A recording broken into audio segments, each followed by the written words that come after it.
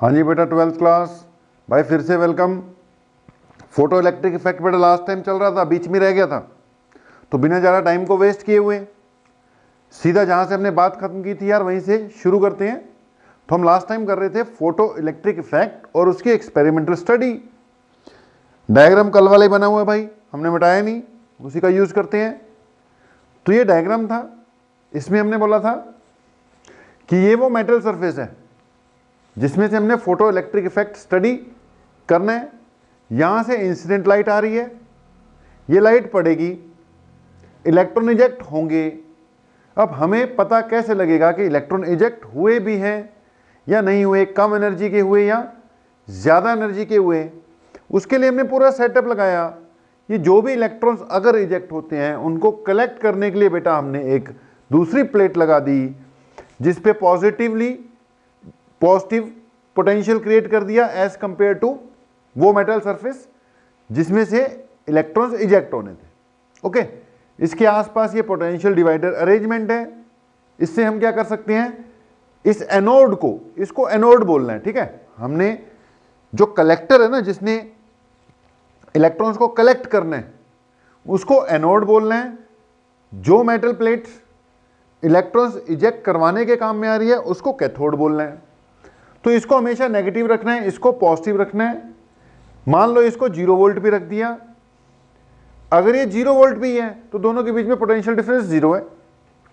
अगर मैं इसको पॉजिटिव करता जाऊंगा तो ये इलेक्ट्रॉन्स को अट्रैक्ट करता जाएगा। पोटेंशियल डिवाइडर अरेंजमेंट इसके पोटेंशियल को बढ़ा भी सकता है, घटा भी सकता है, और इसको उसके कंपैरिजन में यार नेगेटिव भी कर सकता है। बीच में मैं स्टडी करते हुए जरूरत पड़ेगी। तो ये पूरा का पूरा सेटअप है। लास्ट टाइम अपनी बात चली रही थी, हमें कैसे पता लगेगा फोटो इलेक्ट्रॉन्स आ रहे हैं कि नहीं आ रहे। वो बेटा ये जो एमीटर है ना, माइक्रो एमीटर लगा हुआ है, हमने कल भी बात की थी, इसकी इंडिविजुअल रिफ्लेक्शन देगी तो समझ लेंगे करंट आने का मतलब इलेक्ट्रॉन्स आए हैं, क्योंकि इलेक्ट्रॉन्स ने ही सर्किट कंप्लीट करवाना है। तो यहां पर 2-3 टर्म्स हैं। एक तो इसको क्या बोलना है भाई, कैथोड, वो प्लेट जिससे इलेक्ट्रॉन्स इजेक्ट करवाने हैं हमने, वो मेटल सरफेस जिसने फोटो इलेक्ट्रिक इफेक्ट शो करना है। एनोड, वो मेटल प्लेट जो इजेक्टेड इलेक्ट्रॉन्स को कलेक्ट करने के काम में लाई जा रही है। Potential divider arrangement, micro ammeter, जो इलेक्ट्रॉन्स बेटा इजेक्ट होंगे, these are called photo electrons. जो इजेक्ट होंगे उनको हम फोटो इलेक्ट्रॉन्स बोलेंगे। जो करंट जनरेट होगा उसको हम फोटो इलेक्ट्रिक करंट बोलेंगे। माइक्रो एम्पियर्स में ही होगा, काफी कम होता है। ओके, अब चलते हैं स्टडी की ओर कि स्टडी क्या क्या करना है। पहली बात तो ये स्टडी करना है कि फोटो इलेक्ट्रिक इफेक्ट हो भी रहा है कि नहीं हो रहा। अगर मैं बात करूं स्टडी क्या क्या करना है, तो नंबर 1 यहां लिखते हैं। सबसे पहले स्टडी करेंगे कि फोटो इलेक्ट्रिक इफेक्ट हो भी रहा है कि नहीं, यानी फोटो इलेक्ट्रिक इफेक्ट हैपनिंग और नॉट, ठीक है। दूसरे नंबर पर हमने यार effect of intensity of light study करना है कि लाइट की इंटेंसिटी इंक्रीज या डिक्रीज करने से फोटो इलेक्ट्रिक इफेक्ट को क्या फर्क पड़ता है, ठीक है। इसको मिटा कर यार यहां पे जगह यहां लिखता प्रॉपरली, ये कंजूसी वाली बात हो गई, ठीक है, क्योंकि वो वाली जगह मुझे चाहिए, वहां पे मुझे एक्सप्लेनेशन करनी है। फोटो इलेक्ट्रॉन्स तो पता लग ही गया, जो इजेक्टेड इलेक्ट्रॉन्स है फोटो इलेक्ट्रॉन्स है, फोटो इलेक्ट्रिक करंट भी पता लग ही गया। ओके, और ये जो है ये पोटेंशियल डिवाइडर अरेंजमेंट है, ये भी आपने लिख ही लिया। ये माइक्रो एमीटर है यार, ये भी आपने लिख ही लिया। तो जगह का प्रॉपर यूज करते हैं। तो मैंने बोला यार स्टडी क्या क्या करना है। नंबर 1 कि फोटो इलेक्ट्रिक इफेक्ट हुआ या नहीं। दूसरे नंबर पर effect of intensity on photo electric effect, यानी कि फोटो करंट, जो करंट जनरेट होता है ना वही कम है या ज्यादा है, वहीं से पता लग जाएगा फोटो इलेक्ट्रिक इफेक्ट बढ़िया हो रहा है कि नहीं हो रहा। तीसरे नंबर पर इफेक्ट ऑफ फ्रीक्वेंसी। बेटा अब देख यार, इंटेंसिटी किसकी, जो इंसिडेंट लाइट है वो मेरे कंट्रोल में ना, कम कर दूं, ज्यादा कर दूं, बंद ही कर दूं। इफेक्ट ऑफ फ्रीक्वेंसी, फ्रीक्वेंसी भी किसकी, इंसिडेंट लाइट की। और या फिर हम स्टडी क्या कर सकते हैं, इफेक्ट ऑफ इंक्रीजिंग और डिक्रीजिंग एनोड पोटेंशियल। ठीक है, इंक्रीजिंग और डिक्रीजिंग एनोड पोटेंशियल। तो बेटा जब हम स्टडी करने लग गए तो स्टडी क्या क्या करना है कि जी इंसिडेंट लाइट की इंटेंसिटी बढ़ाने से क्या होता है, क्या होता है मतलब फोटो इलेक्ट्रिक करंट जो है वो कम होता है या ज्यादा होता है। इसकी फ्रीक्वेंसी इंक्रीज या डिक्रीज करने से फोटो इलेक्ट्रिक करंट को क्या फर्क पड़ता है। एनोड पोटेंशियल कम या ज्यादा करने से फोटो इलेक्ट्रिक करंट को क्या फर्क पड़ता है। बेसिकली सब में हमने क्या स्टडी करना है कि भैया फोटो इलेक्ट्रिक करंट को क्या फर्क पड़ता है।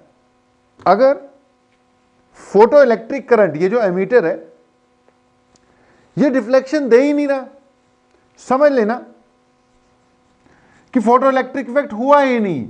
तो मैंने पहले बोला था हम चेक करेंगे कि फोटो इलेक्ट्रिक इफेक्ट हुआ कि नहीं हुआ, कैसे पता लगेगा। भाई सब कुछ लगा दिया, सब कुछ ऑन कर दिया, लाइट भी डाली, सब कुछ कर दिया, स्विच ऑन, लाइट ऑन, सब कुछ, फिर भी ये नीडल डिफ्लेक्शन नहीं दे रही। समझ लो फोटो इलेक्ट्रिक इफेक्ट हुआ ही नहीं है, इलेक्ट्रॉन्स इजेक्ट हुए नहीं है। हो सकता है जो लाइट है उसकी फ्रीक्वेंसी जो है वो रिक्वायर्ड फ्रीक्वेंसी से क्या हो, कम हो। हमने बातें की, थ्रेशोल्ड फ्रीक्वेंसी बोलते हैं उसको।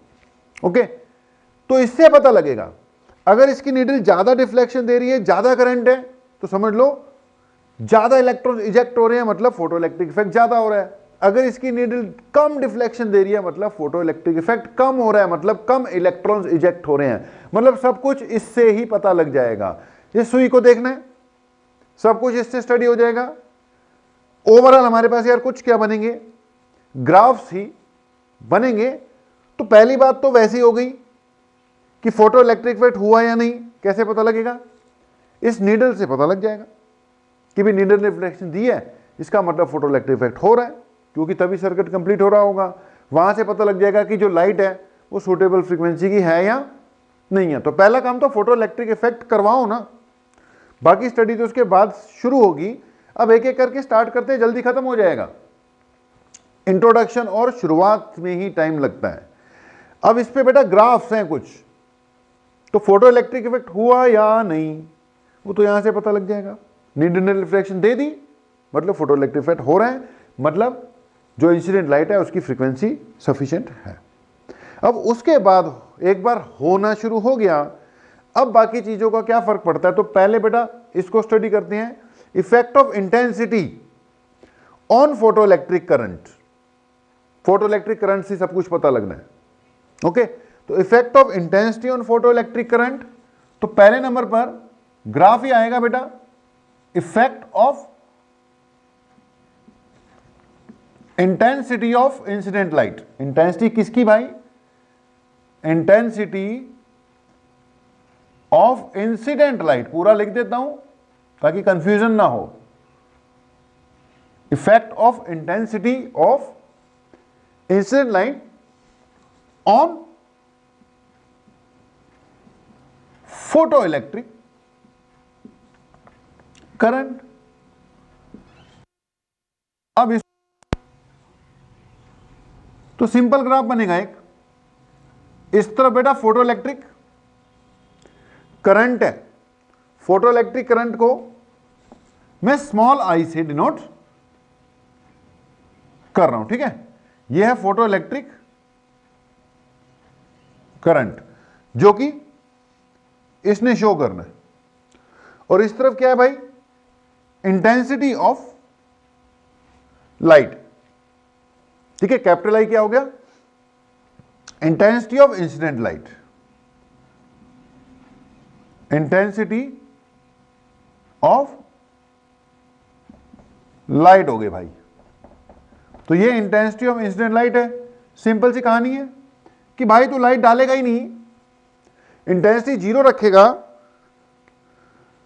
तो जब लाइट ही नहीं डालेगा तो फोटॉन्स ही नहीं आ रहे बेटा, फोटॉन्स ही नहीं आ रहे तो इजेक्शन क्या, खाक होगी। इजेक्शन ही नहीं होगी इलेक्ट्रॉन्स की तो करंट क्या, खाक होगा। मतलब जब इंटेंसिटी है ही नहीं, इंसिडेंट लाइट है ही नहीं, तो करंट भी क्या होगा, जीरो। अब जैसे जैसे तो इंटेंसिटी बढ़ाएगा, नंबर ऑफ फोटॉन्स जो इंसिडेंट हो रहे हैं वो बढ़ रहे हैं, नंबर ऑफ फोटॉन्स बढ़ेंगे तो नंबर ऑफ इजेक्टेड इलेक्ट्रॉन्स भी बढ़ेंगे। सीधा सा हिसाब है, अगर मैंने 10 फोटोन डाले हैं तो कुछ इलेक्ट्रॉन्स इजेक्ट हो रहे हैं। अच्छा, ये नहीं है कि 10 फोटॉन्स इंसिडेंट कराए तो 10 इलेक्ट्रॉन्स ही इजेक्ट होंगे, ऐसा नहीं होता। ये मेटल सरफेस है, इस पे अगर मैं मान ले 100 फोटॉन्स इंसिडेंट कराता हूं तो 100 इलेक्ट्रॉन नहीं इजेक्ट होंगे, कुछ परसेंटेज होती है, कुछ फोटॉन्स वेस्ट हो जाते हैं इधर उधर, जो प्रॉपरली कोलाइड करते हैं इलेक्ट्रॉन के साथ, अपनी एनर्जी दे देते हैं। तो मान ले 100 फोटॉन्स डाले तो कोई 8-10 इलेक्ट्रॉन निकल गए। अब 100 की बजाय भाई 200 फोटॉन डालेगा तो 8-10 की बजाय 20-25 इलेक्ट्रॉन निकलेंगे। सीधा सा हिसाब है, अगर आप इंटेंसिटी ऑफ लाइट इंक्रीज करते हो तो मतलब आप नंबर ऑफ फोटॉन्स क्या कर रहे हो, इंक्रीज कर रहे हो। नंबर ऑफ फोटॉन्स इंक्रीज करेंगे तो नंबर ऑफ इलेक्ट्रॉन्स इजेक्टेड भी क्या होंगे, इंक्रीज होंगे। इजेक्टेड इलेक्ट्रॉन इंक्रीज होंगे तो बेटा ज्यादा इलेक्ट्रॉन है तो ज्यादा चार्ज जा रहा है तो rate of flow of charge ज्यादा हो जाएगा, करंट भी बढ़ जाएगा। मुद्दे की बात ये है, ये ग्राफ ऐसा आएगा, याद रखना है। ग्राफ ही आएंगे भाई एग्जाम में ग्राफ्स ही आ जाते हैं, याद रखने पड़ेंगे। तो बात को खत्म कर दिया मैंने। इंटेंसिटी का इफेक्ट ये है कि ये ग्राफ कुछ ऐसा बनेगा। एक बार फिर एक्सप्लेन करता हूं। इंटेंसिटी बढ़ाने से नंबर ऑफ फोटॉन्स बढ़ गए, नंबर ऑफ फोटॉन्स बढ़ने से इजेक्टेड इलेक्ट्रॉन्स बढ़ गए, इजेक्टेड इलेक्ट्रॉन्स बढ़ने से फ्लो ऑफ चार्ज उतने टाइम में ज्यादा हो गया। अब rate of flow of charge current होता है तो मतलब फोटो इलेक्ट्रिक करंट भी क्या हो गया, इंक्रीज हो गया। ओके जी, खत्म। अगली बात, इफेक्ट ऑफ बेटा फ्रीक्वेंसी स्टडी कर लेते हैं। दूसरे नंबर पे हमने स्टडी किया इफेक्ट ऑफ फ्रीक्वेंसी। तो ध्यान देना, इफेक्ट ऑफ फ्रीक्वेंसी या change in frequency of incident light. ठीक है, इफेक्ट किस पे, फोटो इलेक्ट्रिक करंट पे। ठीक है, इफेक्ट तो किस पे स्टडी करना है हमने, फिर फोटो इलेक्ट्रिक करंट पे स्टडी करना है। तो बेटा एक तरफ क्या होगी, फोटो इलेक्ट्रिक करंट, और दूसरी तरफ फ्रीक्वेंसी। ठीक है जी। अब ठीक है, लाइट आ रही है, बहुत बढ़िया, लेकिन यार फ्रीक्वेंसी अगर एक पर्टिकुलर फ्रीक्वेंसी से कम हो गई, इससे कम, तो फोटो इलेक्ट्रिक इफेक्ट होता ही नहीं है ना भाई। तो फोटो इलेक्ट्रिक इफेक्ट होने की कंडीशन क्या थी कि जी फ्रीक्वेंसी जो है एक पर्टिकुलर फ्रीक्वेंसी जिसको कि थ्रेशोल्ड फ्रीक्वेंसी कहते हैं, उससे क्या होनी चाहिए, ज्यादा होनी चाहिए। उससे नीचे तो फोटोइलेक्ट्रिक इफेक्ट होगा ही नहीं। मतलब कहने का कि मान लेते हैं ये थ्रेशोल्ड फ्रीक्वेंसी है, तो भाई इस फ्रीक्वेंसी से नीचे तो फोटो इलेक्ट्रिक इफेक्ट होने का ही नहीं है। यानी इससे नीचे तो फोटो इलेक्ट्रिक इफेक्ट होने का नहीं, मतलब फोटो इलेक्ट्रिक करंट भी होने का नहीं। करंट कब होने का, जब फ्रीक्वेंसी एक पर्टिकुलर फ्रीक्वेंसी जिसको कहते हैं थ्रेशोल्ड फ्रीक्वेंसी से क्या हो, ज्यादा हो। मतलब इससे नीचे करंट का सवाल ही पैदा नहीं होता। जैसे ही फ्रीक्वेंसी बढ़ते बढ़ते, मान ले तूने जीरो फ्रीक्वेंसी रखी, अब जीरो फ्रीक्वेंसी का मतलब तो 1 हर्ट्ज कर दी, 2 हर्ट्ज कर दी, 3 हर्ट्ज कर दी, 4 हर्ट्ज कर दी, 100 हर्ट्ज कर दी। मान ले थ्रेशोल्ड फ्रीक्वेंसी 150 हर्ट्ज थी, तो भैया जीरो से लेकर 100 तक बढ़ाता जा घटाता जा, कोई फर्क नहीं पड़ता। जैसी 150 हुई यानी थ्रेशोल्ड फ्रीक्वेंसी, एकदम फोटो इलेक्ट्रिक इफेक्ट हो जाएगा, एकदम ही होगा ना। मान ले 100 फोटोन आ रहे थे, सबकी फ्रीक्वेंसी कम थी, तो कोई भी फोटो इलेक्ट्रिक इफेक्ट करने के काबिल नहीं था। जब आप फ्रीक्वेंसी बढ़ाते गए थ्रेशोल्ड पार कर दी, तो एक फोटोन के लिए थोड़ी होगी, सबके लिए होगी। अब सब काबिल हो गए एकदम ही, पहले नाकाबिल थे, एकदम ही क्या हुआ, फ्रीक्वेंसी इंक्रीज हो गई थ्रेशोल्ड से, सारे काबिल हो गए, सारे के सारे फोटो इलेक्ट्रिक इफेक्ट करवा सकते हैं। तो एकदम ही सब में जान आ गई, फोटो इलेक्ट्रिक इफेक्ट हो गया, तो करंट भी फिर एकदम ही क्या हो जाएगा, राइज हो जाएगा। उसके बाद बेटा फ्रीक्वेंसी बढ़ाने से फोटो इलेक्ट्रिक करंट में कोई खास फर्क नहीं पड़ता, पड़ता है थोड़ा सा, जैसे जैसे फ्रीक्वेंसी बढ़ती जाएगी फोटो इलेक्ट्रिक करंट थोड़ा थोड़ा सा इंक्रीज होता जाएगा, लेकिन कोई खास फर्क नहीं पड़ेगा। इसलिए ग्राफ कुछ इस टाइप का शो कर देते हैं। फ्रीक्वेंसी थ्रेशोल्ड फ्रीक्वेंसी से नीचे तो करंट बिल्कुल क्या है, जीरो ही है, थ्रेशोल्ड फ्रीक्वेंसी पे एकदम आएगा, उसके बाद फिर इसमें कोई खास फर्क नहीं पड़ेगा। तो एक बात इफेक्ट ऑफ इंटेंसिटी, दूसरी बात effect of frequency on photo electric current, तो फिर है ही है ना। ओके, दो बातें होंगी। अब अगली बात, वो भी कम इंपॉर्टेंट नहीं है। अगली बात है बेटा इफेक्ट ऑफ इंक्रीजिंग और डिक्रीजिंग एनोड पोटेंशियल।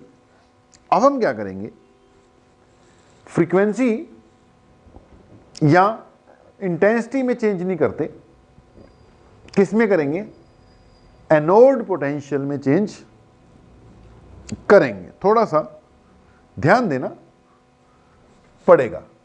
तो अगली बात है भाई इफेक्ट ऑफ एनोड पोटेंशियल। बहुत जरूरी चीजें चल रही हैं यार, सारा का सारा मामला बहुत ही गंभीर वाला है। तो इस पूरे के पूरे लेक्चर को आप बड़ी ही गंभीरता से लेंगे भाई, तब बात बनेगी। तो अगली बात यार, किस किस के बीच में ग्राफ बनाना है, ग्राफ बनेगा एक तरफ फिर वही फोटो इलेक्ट्रिक करंट, और दूसरी तरफ भाई हम प्लॉट करेंगे anode potential, anode potential, anode का पोटेंशियल।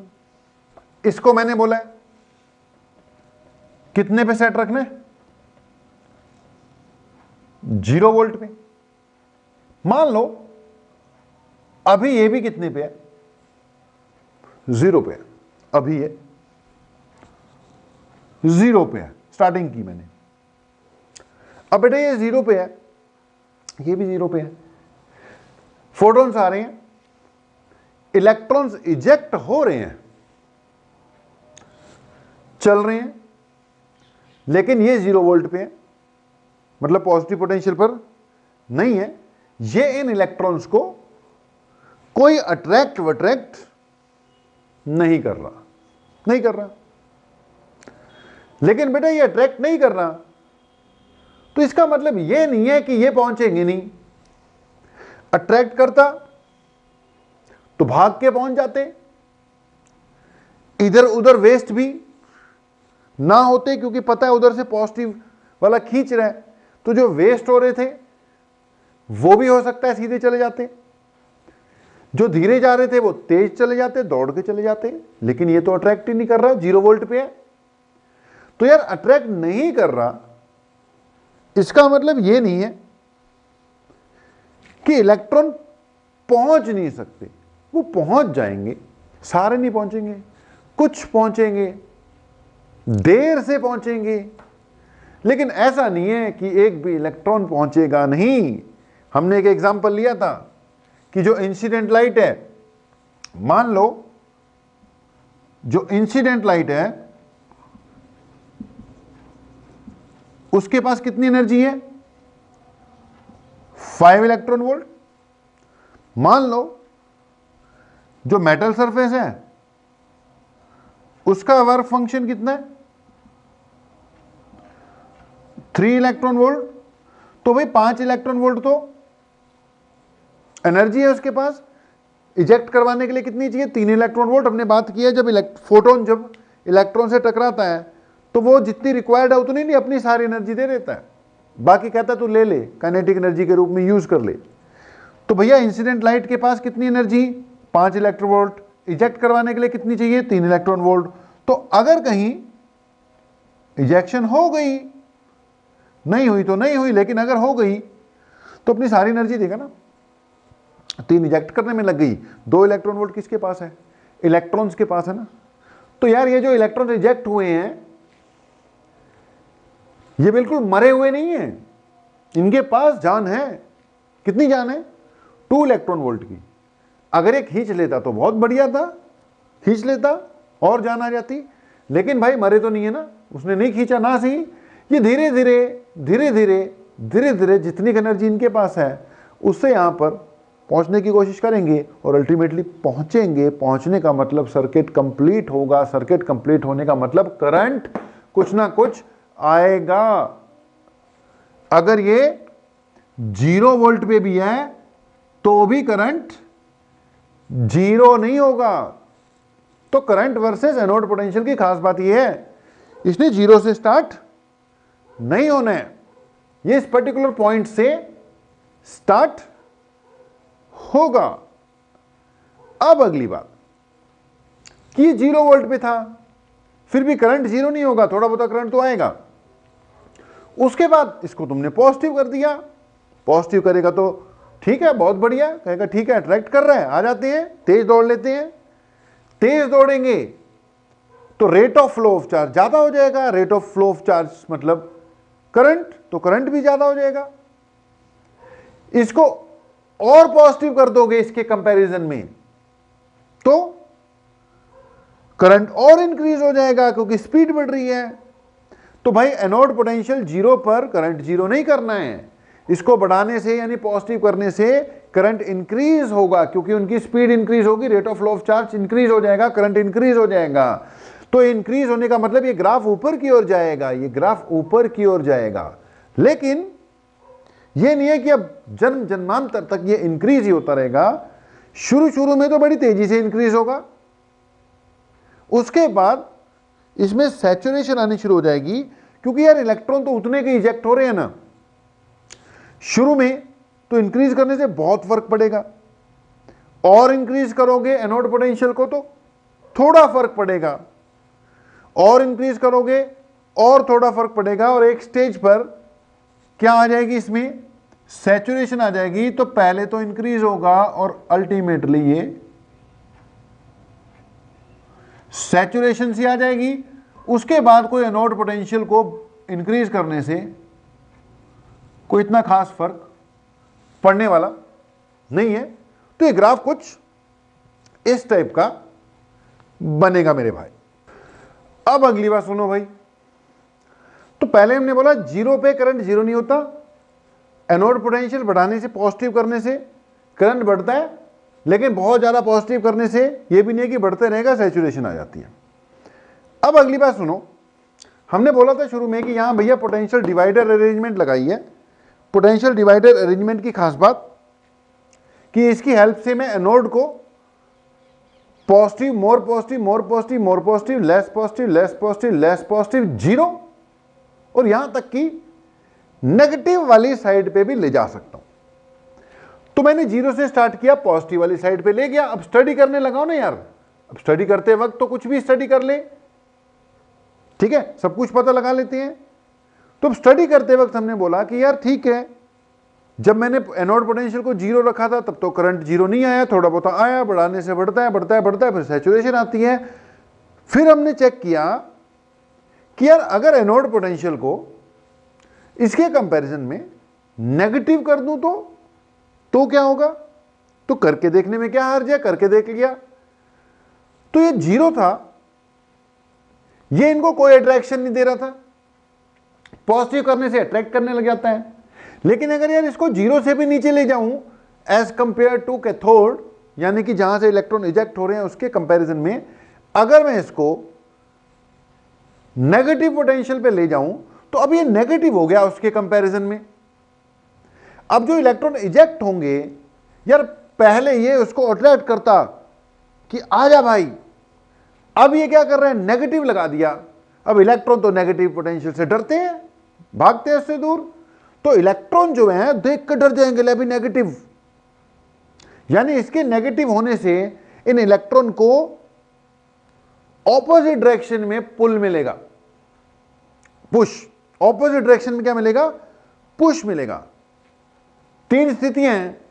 पहली स्थिति कि इलेक्ट्रॉन को ना ये अट्रैक्ट कर रहे हैं ना रिपेल कर रहे हैं, वो कहते चल कोई बात नहीं, देर से पहुंचेंगे, पहुंच तो जाएंगे, कुछ तो करंट देंगे। दूसरी स्थिति, इसने उसको अट्रैक्ट करना शुरू कर दिया, तो कहते हैं बहुत बढ़िया है, अट्रैक्ट कर ले, करंट ज्यादा आ जाएगा। और तीसरी स्थिति है कि इसने इनको रिपेल करना ही शुरू कर दिया।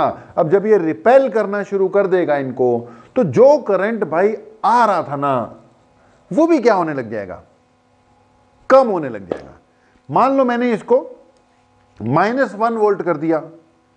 अब -1 वोल्ट कर दिया, जो इलेक्ट्रॉन आ रहे थे उनको रिपल्सन फील हो रही है, लेकिन उनके पास इतनी का एनर्जी तो है कि इस रिपल्सन को ओवरकम करते हुए भी वो फिर भी थोड़ा बहुत आगे चल रहे हैं। ये रिपेल ना करता तो चलो अपनी स्पीड से चले जाते। अब रिपल्सन होने लग गई, लेकिन इतनी रिपल्सन नहीं कभी वो कर पाया कि इसको रोक ही दे, अभी भी इलेक्ट्रॉन मरमरा कर चल रहे हैं। हमने क्या कर दिया, -2 वोल्ट कर दिया। कैसे चल रहे हैं? हमने इसको -2 वोल्ट किया। अब वो जो इलेक्ट्रॉन है उनको और ऑपोजिट डायरेक्शन में क्या मिलना शुरू हो गया, पुल मिलना शुरू हो गया, पुश, पुश, ऑपोजिट डायरेक्शन में पुश मिलना शुरू हो गया, यानी कि रिपल्सन फील होने लग गई कि अब उनको और दिक्कत आने लग गई। अब हो सकता है अभी भी वो चल रहे हो क्योंकि दिक्कत आ रही, लेकिन फिर भी कह रहे जब तक है जान चलेंगे, लेकिन ये कह रहा है चलने नहीं दूंगा। तो इसको नेगेटिव करते करते करते भाई एक स्टेज ऐसी आएगी कि इलेक्ट्रॉन्स जो है ना वो पूरी तरह से ही हिम्मत हार जाएंगे और बिल्कुल ही नहीं चल पाएंगे। मेरे भाई, अगर इसको एनोड पोटेंशियल को मैं नेगेटिव वाली डायरेक्शन में लेके जा रहा हूं, नेगेटिव कर रहा हूं, तो जो करंट आ रहा था कम हो रहा है, और नेगेटिव कर रहा हूं और कम हो रहा है, और नेगेटिव कर रहा हूं और कम हो रहा है। अब एक स्टेज ऐसी आएगी कि इतनी नेगेटिव वैल्यू कर दो इस एनोड पोटेंशियल की कि करंट बिल्कुल ही जीरो हो जाए। यानी इनके पास जो अपनी एनर्जी थी ना, अपनी जो इसकी एनर्जी थी उसको पूरी तरह से ही कंट्रोल में इसके नेगेटिव पोटेंशियल ने कर दिया। ये जो अपने आप चलकर पहुंचते थे उनको भी हमने रोक दिया। करंट बिल्कुल क्या हो गया, जीरो ही हो गया। तो सिचुएशन ये है, अगर एनोड को 0 वोल्ट पे रखोगे थोड़ा बहुत करंट आएगा, पॉजिटिव करोगे तो करंट बढ़ेगा, और करोगे और बढ़ेगा, लेकिन कुछ देर बाद सैचुरेशन आएगी। और अगर एनोड पोटेंशियल को नेगेटिव साइड पे ले जाओगे, यानी नेगेटिव कर दोगे, तो जो करंट आ रहा था वो भी क्या हो जाएगा, कम होना शुरू हो जाएगा। और एक स्टेज के बाद इस पर्टिकुलर पोटेंशियल पर करंट बिल्कुल ही 0 हो जाएगा। तो this is variation of current with anode potential. ये जो वोल्टेज है जहां पे करंट यानी कि फोटो इलेक्ट्रिक करंट 0 हो गया, it is known as stopping potential. इसको क्या कहते हैं? स्टॉपिंग पोटेंशियल या कट ऑफ पोटेंशियल या retarding potential. It's known as stopping potential, cut off potential या फिर रिटार्डिंग पोटेंशियल। आप कुछ भी नाम यूज कर देंगे यार, वो इसको क्या कहते हैं? V not. It is the stopping potential या इसको कट ऑफ पोटेंशियल भी कहते हैं, जहां पे करंट कट ऑफ हो गया या जो इलेक्ट्रॉन्स को क्या कर रहा है? स्टॉप कर रहा है। या कभी कभी इसको रिटार्डिंग पोटेंशियल भी कहते हैं। अब यहां पर एक पॉइंट नोट करवाऊंगा, थोड़ा ध्यान देना भाई। नोट करने वाली बात ये है यहां पर कि मान लो जो इलेक्ट्रॉन्स हैं इजेक्ट हुए आए और उनको स्टॉप करने के लिए कितना पोटेंशियल लगा? V नॉट पोटेंशियल लगा, ठीक है। अब बेटा इस V नॉट पोटेंशियल ने क्या किया? इसको ऑपोजिट डायरेक्शन में एनर्जी लगाई। उससे क्या हुआ? इनके पास जो अपनी एनर्जी थी, उस एनर्जी से चल रहे थे। जब तक वो एनर्जी इस ऑपोजिट डायरेक्शन में लगने वाली एनर्जी से ज्यादा है तब तक वो चल पाएंगे। जब इसने इसको बैलेंस कर दिया तो रुक जाएगा ना। तो कहानी ये है कि इनके पास जो अपनी एनर्जी थी वो क्या थी? काइनेटिक एनर्जी, जो कि किसके इक्वल थी? कल हमने लिखा था H new minus H nu not थी। देख, ये तो इंसिडेंट लाइट की एनर्जी है, ये थ्रेशोल्ड एनर्जी है, वर्क फंक्शन। तो काइनेटिक एनर्जी कितनी थी? H new minus H nu not थी, ठीक है। ये वो एनर्जी है जो इलेक्ट्रॉन्स के पास है, यहां से आएगी। अब इलेक्ट्रॉन्स को रोकने के लिए वोल्टेज लगाई ना। अब आपको एक ये भी पता होगा एनर्जी का फार्मूला Q इंटू वी होता है। एनर्जी का फार्मूला क्या होता है? Q into V. अब इलेक्ट्रॉन पे कितना चार्ज है? E। और जो स्टॉपिंग पोटेंशियल लगा है कितना है? EV not.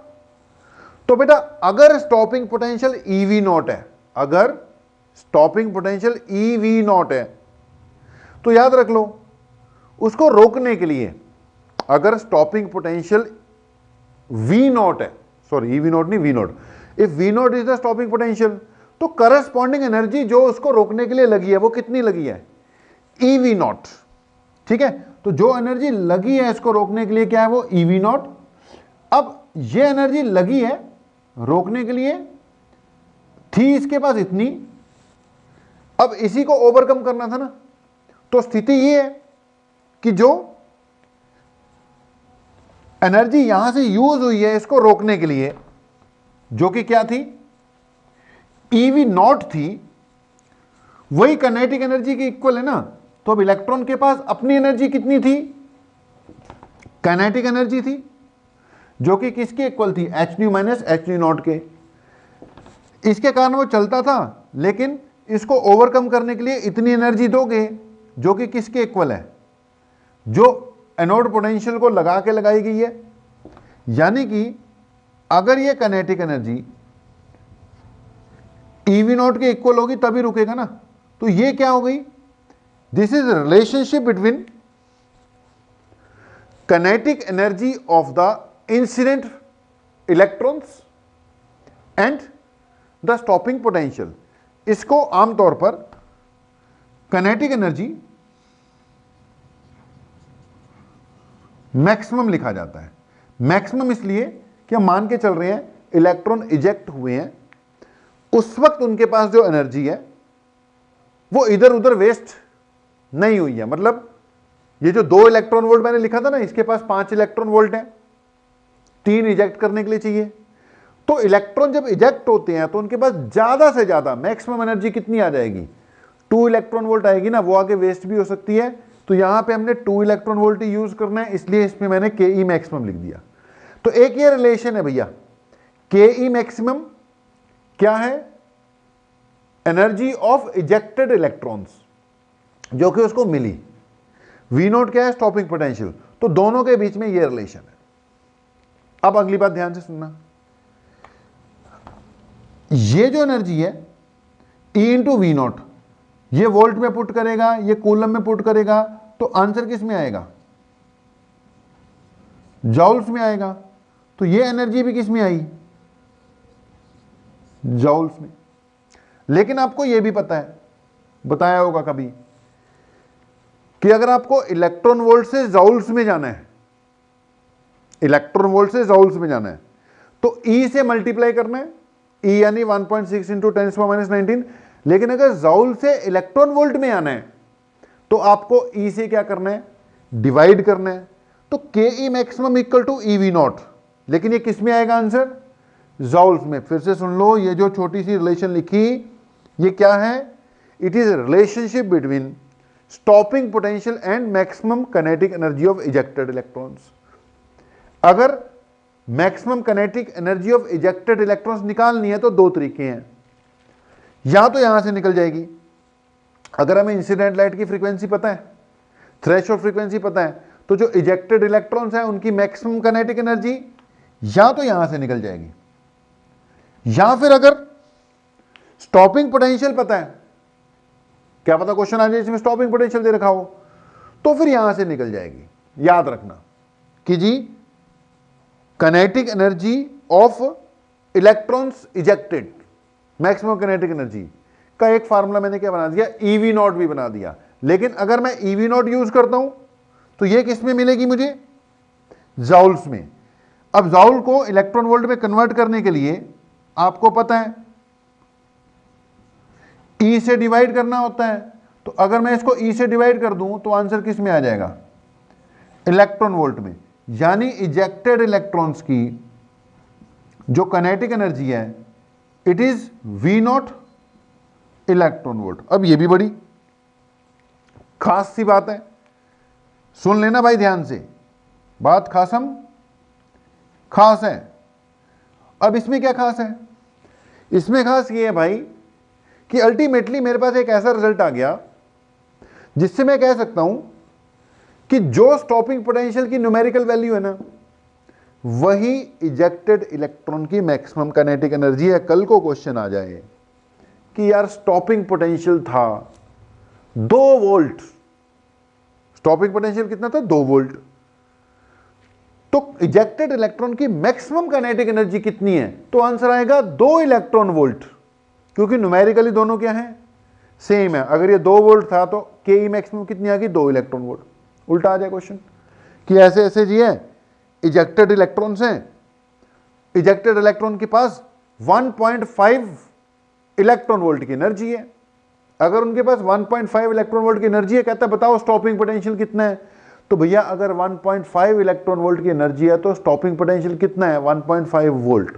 Numerically electron volt में काइनेटिक एनर्जी और स्टॉपिंग पोटेंशियल क्या आ जाते हैं? इक्वल आ जाते हैं।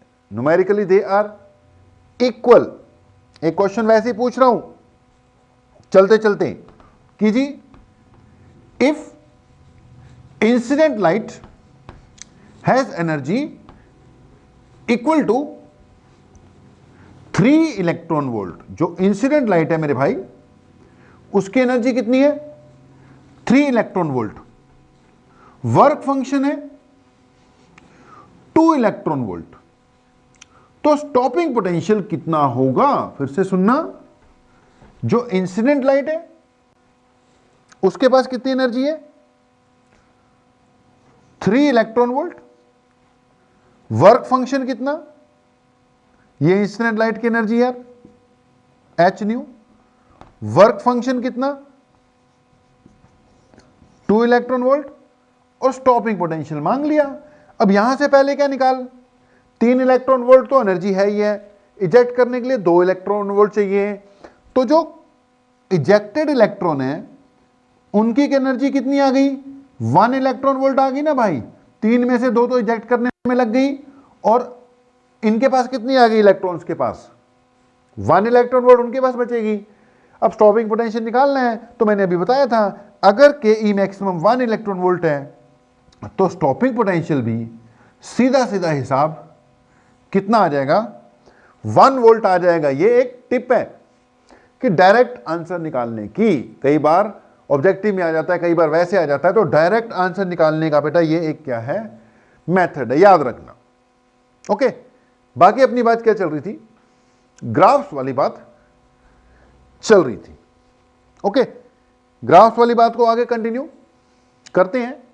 तो ये किस किस के बीच में हमने ग्राफ बनाया था, करंट वर्सेस स्टॉपिंग पोटेंशियल। अब हम इसी ग्राफ के अंदर ग्राफ बनाएंगे कि बनाएंगे करंट वर्सेस स्टॉपिंग पोटेंशियली, लेकिन इसमें इफेक्ट ऑफ इंटेंसिटी और फिर इफेक्ट ऑफ फ्रीक्वेंसी डिस्कस करेंगे। पहला ग्राफ इंटेंसिटी वर्सेस करंट, दूसरा ग्राफ फ्रीक्वेंसी वर्सेस करंट, तीसरा graph stopping potential versus current. ये बन गया। अब जो मैं बनाऊंगा उसको चौथे नंबर पे बनाना। भैया 3 बन गए, मैं इसी का यूज करूंगा, आप इसको दोबारा बना लो। अब जो बनेगा वो 4th नंबर पे बनेगा। 4th नंबर पर जो अपना ग्राफ है ये वाला 4th नंबर पर, ठीक है, ये 4th नंबर है। तो ग्राफ तो यार वही है, लेकिन इसमें हम एक और चीज स्टडी करेंगे। तो ग्राफ बन रहा है अपना वही आई वर्सेस एनोड पोटेंशियल ही बन रहा है। Graph I versus anode potential ही है, बट फॉर वेरियस इंटेंसिटीज, ठीक है, अलग अलग इंटेंसिटीज पर हमने आई वर्सेस ग्राफ बनाना है। ध्यान से सुनना। मान लो मैंने यहां पे लाइट डालनी शुरू की, इंटेंसिटी फिक्स कर दी। ओके, इंटेंसिटी फिक्स कर दी। मान लो इस वक्त इंटेंसिटी क्या है, आई है, ठीक है। एक फिक्स इंटेंसिटी पे इसको नहीं छेड़ रहा, वही एनोड पोटेंशियल को कम किया, ज्यादा किया, ज्यादा किया, कम किया, ये ग्राफ आ गया। फिर मैंने क्या किया, इंटेंसिटी बढ़ा दी, ठीक है, इंटेंसिटी बढ़ा दी, वहां गया, नॉब घुमा के इंटेंसिटी बढ़ा के फिर आ गया।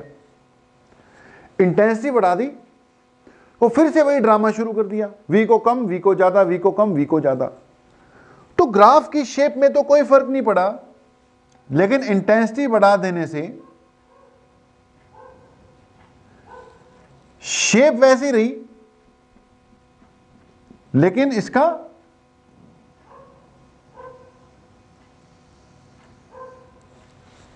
लेवल क्या हो गया,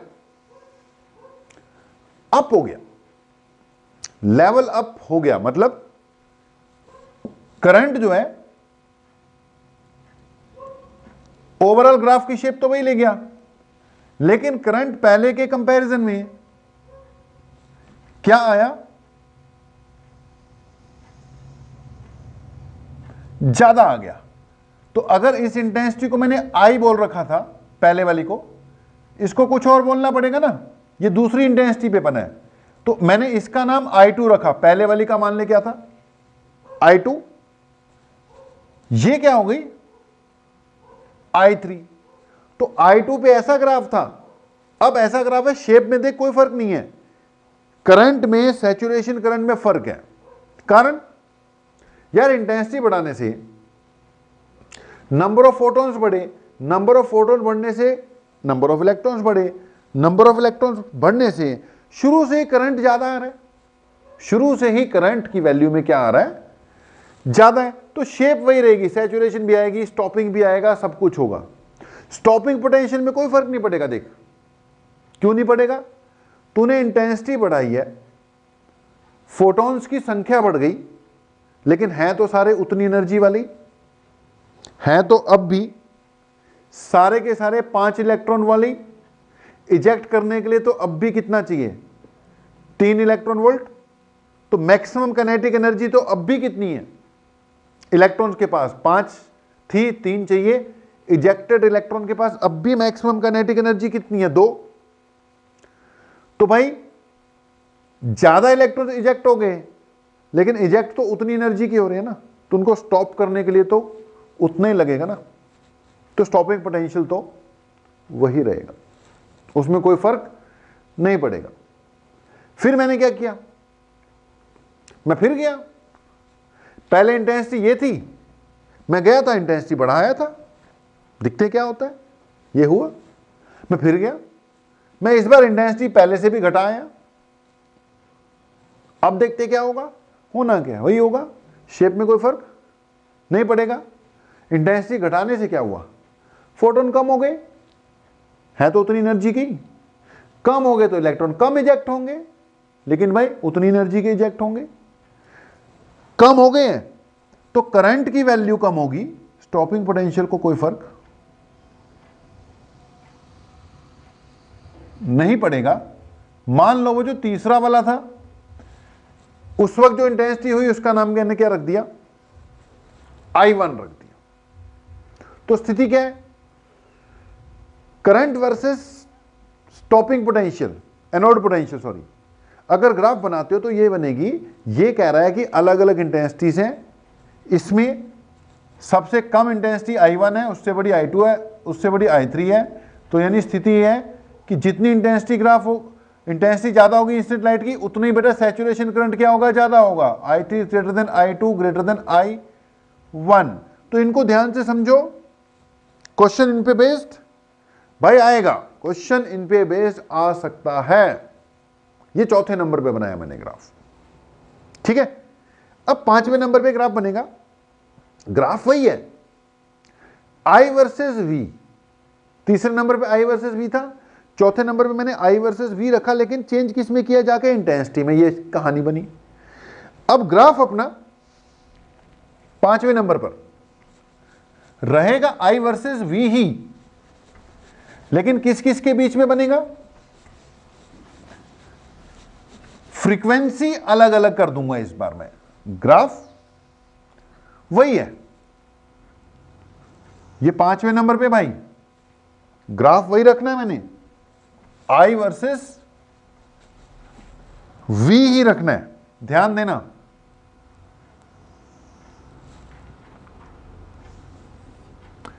एक तरफ I है,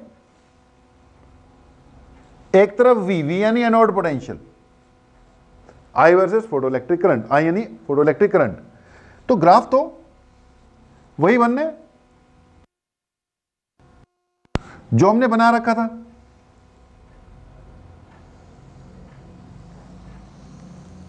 सैचुरेशन आ गई, ठीक है, तो ग्राफ वही है। अब मैं क्या करता हूं, V वर्सेस I ग्राफ बनाता हूं। मान लो ये वाला ग्राफ इस फ्रीक्वेंसी पे बना था, मैंने एक फ्रीक्वेंसी सेट की, ग्राफ बनाया, V बढ़ा के देखते हैं, घटा के देखते हैं, ऐसा आ गया। उसके बाद मैं क्या करता हूं, यहां जाता हूं, फ्रीक्वेंसी बढ़ाता हूं, क्या करके आता हूं, फ्रीक्वेंसी इंक्रीज कराता हूं। जब मैं फ्रीक्वेंसी इंक्रीज कर कर आकर फिर से वही ड्रामा करता हूं, I वर्सेस V में V को चेंज कर करके देखता हूं, तो ग्राफ की शेप में कुछ ऐसा चेंज आता है कि सैचुरेशन करंट पे कोई फर्क नहीं पड़ता,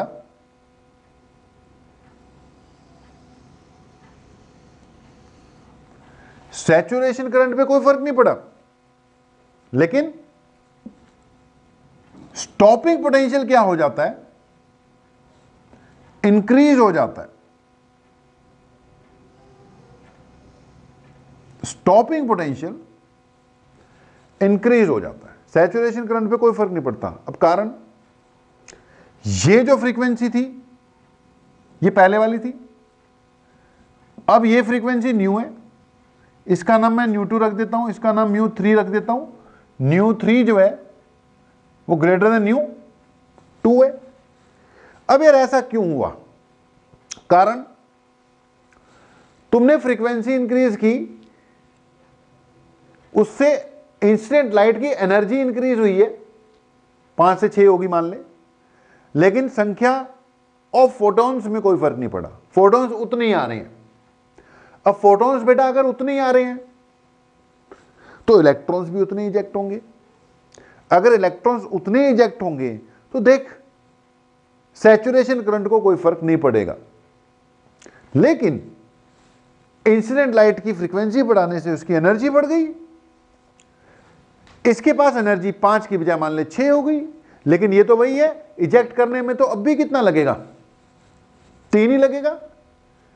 तो इंसिडेंट लाइट के पास एनर्जी ज्यादा थी, इजेक्ट में तो अब भी उतना ही लगेगा। इसका मतलब अब जो इलेक्ट्रॉन्स के पास एनर्जी बचती है वो बढ़ जाएगी। पहले 2 इलेक्ट्रॉन वोल्ट बच रही थी, अब 3 इलेक्ट्रॉन वोल्ट बच रही है। देख 6 होगी ना, ये फ्रीक्वेंसी बढ़ा दी है, उससे इजेक्ट होने में तो उतनी 3 ही लग रही है, अब उनके पास 3 इलेक्ट्रॉन वोल्ट बच रही है। अब जितनी एनर्जी इलेक्ट्रॉन्स के पास होती है उसी के हिसाब से स्टॉपिंग पोटेंशियल आता है। अब इलेक्ट्रॉन्स जो आ रहे हैं उनकी एनर्जी बढ़ गई तो स्टॉपिंग पोटेंशियल भी क्या होगा, इंक्रीज होगा ना। तो अगर ये वाला स्टॉपिंग पोटेंशियल इस केस के लिए था तो इस केस में स्टॉपिंग पोटेंशियल बढ़ जाएगा मेरे भाई। Stopping potential for frequency ν3 should be greater than stopping potential for frequency ν2।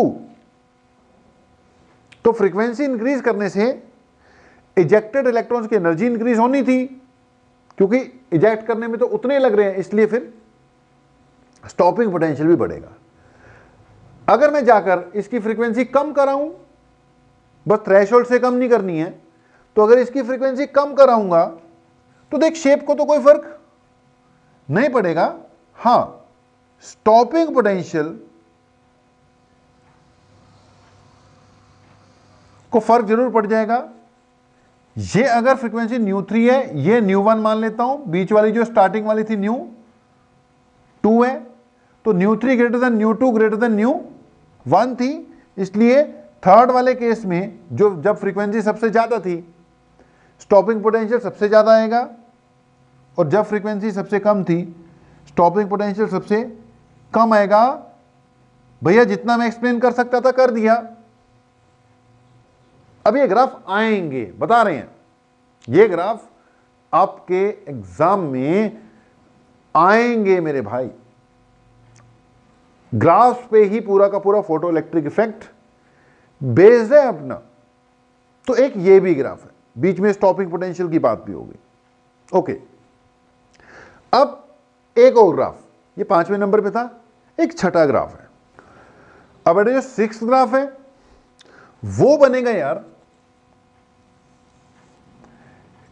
एक तरफ फ्रीक्वेंसी और दूसरी तरफ stopping potential, frequency versus stopping potential.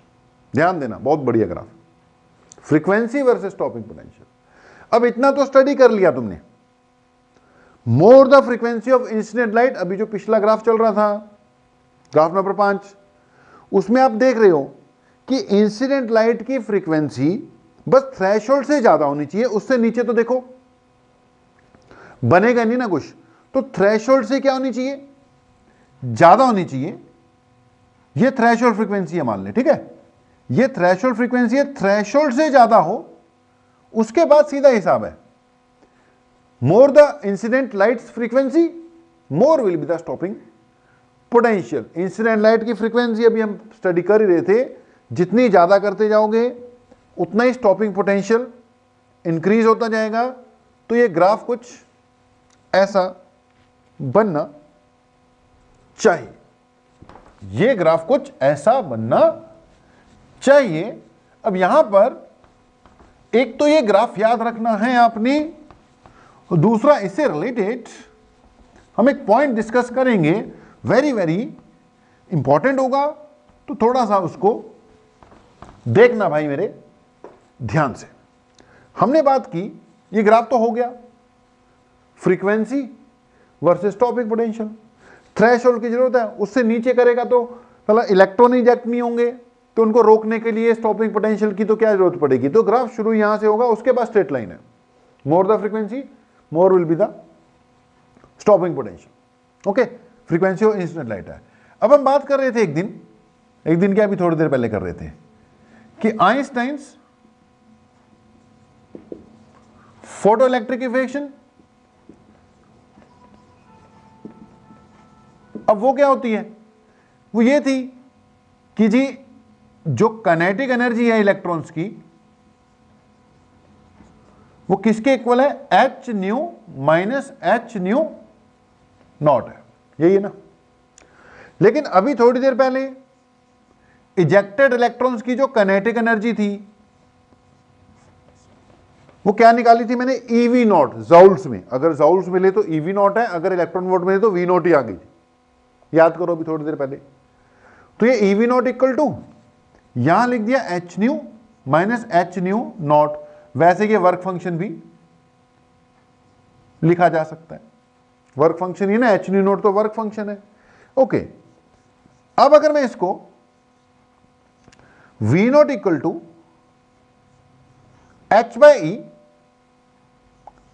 Minus H by E nu naught लिख दूं तो कोई दिक्कत नहीं होनी चाहिए, या इसको V naught equal to H by E nu minus W naught by E, ऐसे भी लिख सकते हैं, देख ठीक है, कोई दिक्कत नहीं है। एच बाई ई अलग, ये न्यू है, ये माइनस लगी रहे, और ये H nu not work function है, उसके नीचे ई है ही है, ऐसे भी लिख सकते हैं। अब अगली बात यार, अगर अपने ग्राफ को ध्यान से देख लो तो ये किस किस के बीच में है, V naught versus nu, V naught versus nu है ना।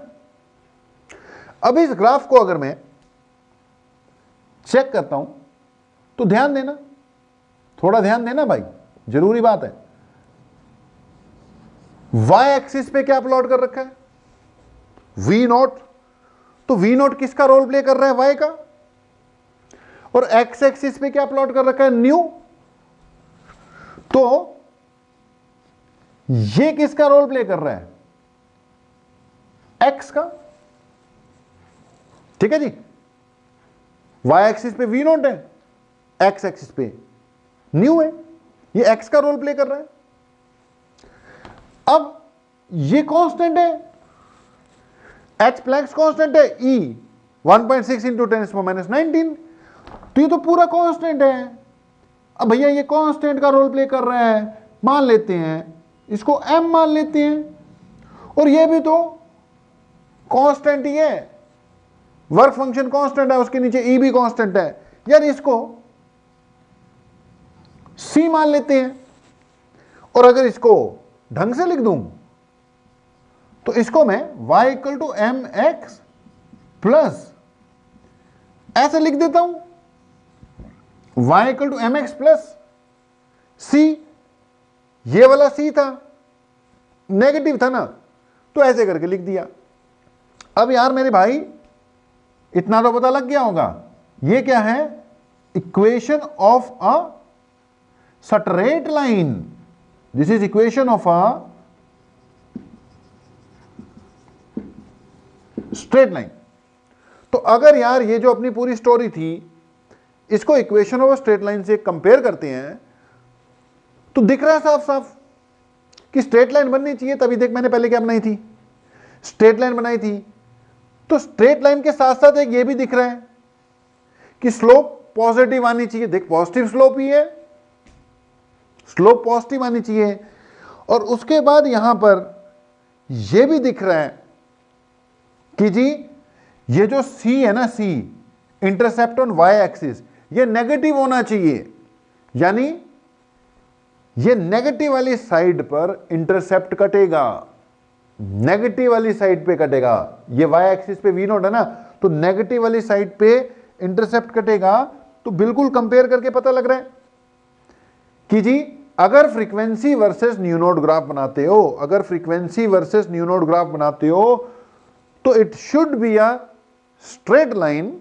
अगर फ्रीक्वेंसी, नोट कर लेना इसको, अगर frequency versus V naught, sorry, अगर frequency versus V naught graph बनेगा तो पहली बात it will be a straight line. Straight line के साथ साथ हमने प्रूफ किया कि slope will be positive, slope positive, ऊपर जाएगा। दूसरा हमने देखा कि जो इंटरसेप्ट है वो कैसा होना चाहिए, नेगेटिव। तो इंटरसेप्ट कैसा बनेगा, नेगेटिव बनेगा, इंटरसेप्ट शुड बी नेगेटिव। तो ये बनता है आपका फ्रीक्वेंसी वर्सेस ग्राफ। ये जो चीज है ये आपको हमेशा क्या प्रोवाइड कर देगी, थ्रेशोल्ड फ्रीक्वेंसी। बेटा ये हमें क्या प्रोवाइड करेगी, हमेशा थ्रेशोल्ड फ्रीक्वेंसी। ठीक है जी। इसकी जो स्लोप है, अगर मैं इसके ऊपर 2 पॉइंट ले लूं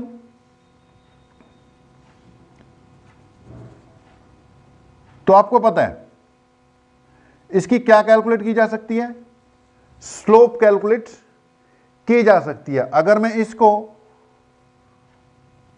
डेल्टा वी नॉट बोल दूं और इसको डेल्टा न्यू बोल दूं, और अगर ये वाला एंगल थीटा हो, तो आपको पता है इसकी स्लोप कैलकुलेट करनी हो तो स्लोप इक्वल टू क्या आएगा, tan थीटा या फिर delta we not upon delta nu. तो ग्राफ की स्लोप निकल जाएगी। अगर आप बेटा ये वैल्यू निकाल लो तो वो थ्रेशोल्ड फ्रीक्वेंसी निकल जाएगी। अगर आप स्लोप निकाल लो, स्लोप जो कि किसके इक्वल है, tan थीटा के, तो आपने अभी अभी देखा था कि जो स्लोप है वो किसके इक्वल आ रही थी, h/e के इक्वल है ना, ये स्लोप है ना। तो स्लोप हमें हमेशा क्या प्रोवाइड कर देगी, h बाय ग्राफ से सब कुछ निकल जाएगा। स्लोप हमें h/e दे देगी। अगर आपको थीटा पता हो, tan थीटा निकालकर या जैसे मर्जी स्लोप निकाल लो इसकी। और ये जो वैल्यू है ये इंटरसेप्ट है, ये चीज जो कि किसका रोल प्ले कर रहा है, c का, इंटरसेप्ट ऑन y एक्सिस है ना, नेगेटिव वाले डायरेक्शन में। ये आपको क्या प्रोवाइड कर देगा, omega naught by E provide कर देगा। यानी जो इंटरसेप्ट है, ये जो वैल्यू है वो हमें work function divided by E provide कर देगी। जो स्लोप है ग्राफ की वो हमें h/e प्रोवाइड कर देगा। मतलब ये ग्राफ अपने आप में वैसी क्या है, इंपॉर्टेंट है। इस ग्राफ से काफी कुछ निकल कर आ जाता होता है। तो ये भी हो गया। अब यहां पर एक बात बता दें आपको कि कई बार क्वेश्चन आया हुआ है, कई बार आ जाता है कि frequency versus stopping potential graph से आप प्लैंक्स कांस्टेंट कैसे कैलकुलेट करोगे। वैसे ही आ जाता है भाई, आया हुआ क्वेश्चन कि briefly explain how to calculate Planck's constant. Question सुनना, फिर उसको कैसे अटेम्प्ट करना है मैं बता रहा हूं। ग्राफ अपना हो गया 6 नंबर। क्वेश्चन क्या है कि briefly explain how can you calculate Planck's constant from frequency versus stopping potential graph. ये क्वेश्चन है, लिख लो, लिख ले भाई, क्वेश्चन लिख ले कि how will you calculate Planck's constant from frequency versus stopping potential graph. मान ले आ गया। तो सबसे पहले क्या करना है, ग्राफ बना देना है। उसके बाद यहां से शुरू करना है कि जी according to Einstein's photo electric equation, फिर ये सारे स्टेप लिख देने हैं। फिर ये कंपेयर करवा देना है इक्वेशन ऑफ स्ट्रेट लाइन के साथ, जो जो किया हमने। फिर सारी कहानी बयां करते हुए ये जो भी लाल पीले से लिखा हमने सब कुछ एज इट इज लिख देना, और लास्ट में कह देना कि if you want to calculate Planck's constant, तो प्लैंक्स कांस्टेंट कैसे कैलकुलेट हो जाएगा, h equal to Planck's constant निकालना ना, स्लोप इनटू ई, क्योंकि h बाय ई स्लोप है ना, तो ये ग्राफ बनाना है, इसकी स्लोप निकालनी है और स्लोप को किससे मल्टीप्लाई कर देना है, प्लैंक्स कांस्टेंट। भैया जो क्वेश्चन आता है वैसे ही मैंने करवा दिया। तो अगर ये क्वेश्चन जो मैंने लिखवाया आ गया तो मैंने बोला सबसे पहले क्या करना है, ग्राफ बना देना है। ग्राफ को बिल्कुल ऐसे सजा देना है जैसे पूरा एंड स्लोप फ्लोप करते हुए जो मैंने बोला हुआ है, जो लिखा हुआ है सब कुछ लिख देना है। ओके, फिर आइंस्टाइन फोटो इलेक्ट्रिक इक्वेशन करते हुए कंपेयर करवा देना कि ऐसे ऐसे इक्वेशन और स्ट्रेट लाइन आना था, इसलिए स्लोप किसके इक्वल होगी, h बाई ई के इक्वल होगी, इसलिए h equal to slope into E हो जाएगा। ठीक है जी। कभी कभी क्वेश्चन आ जाता है कि भैया इस ग्राफ से आप वर्क फंक्शन कैसे निकालोगे, तो फिर वही बात, ये ग्राफ बन जाएगा, कंपैरिजन हो जाएगा, और वर्क फंक्शन कैसे निकल जाएगा, वर्क फंक्शन इक्वल टू वो इंटरसेप्ट इनटू ई, दो चीजें इसके पास, एक इंटरसेप्ट निकल जाएगी तो ई से मल्टीप्लाई करके h आ जाएगा, और अगर इंटरसेप्ट की वैल्यू नोट कर लोगे, निकाल लोगे, तो इंटरसेप्ट निकल जाएगा। तो अगर मैं वर्क फंक्शन चाहिए तो इंटरसेप्ट जो भी आएगा उसको किससे मल्टीप्लाई कर देना, ई से कर देना है। ओके जी, तो यार यहां तक करो। अभी इसमें कुछ छुटपुट बातें रहती होंगी, वो भी कवर अप चलो करवा देंगे, और उसके बाद फिर किस ओर बढ़ जाएंगे हम, ड्यूल नेचर ऑफ मैटर की ओर बढ़ जाएंगे। अभी क्या चल रहा था सारा, ड्यूल नेचर ऑफ रेडिएशन चल रहा था। चैप्टर का नाम क्या है, dual nature of matter and radiation. फिलहाल चल रहा था ड्यूल नेचर ऑफ रेडिएशन। इसके बाद ड्यूल नेचर ऑफ मैटर की ओर बढ़ेंगे, जो छोटी मोटी बातें होंगी इसकी बची खुची वो भी कर लेंगे, ड्यूल नेचर ऑफ मैटर भी स्टडी कर देंगे, और न्यूमेरिकल्स तो फिर इस पे बेटा करने हैं ही हैं, वो अपने करते रहो, लाइव क्लास में अपना पूछते रहो। तो अभी बेटा जी यहीं पे क्या कर रहे हैं, क्लोज कर रहे हैं। आज का लेक्चर मैंने बोला था बहुत ही गंभीर है, और बड़ी गंभीरता से इस लेक्चर को लेना है, सारी बातें आज ही आई हैं इस पे। तो अभी आपसे विदा लेने का वक्त आ गया है, मिलेंगे ब्रेक के बाद।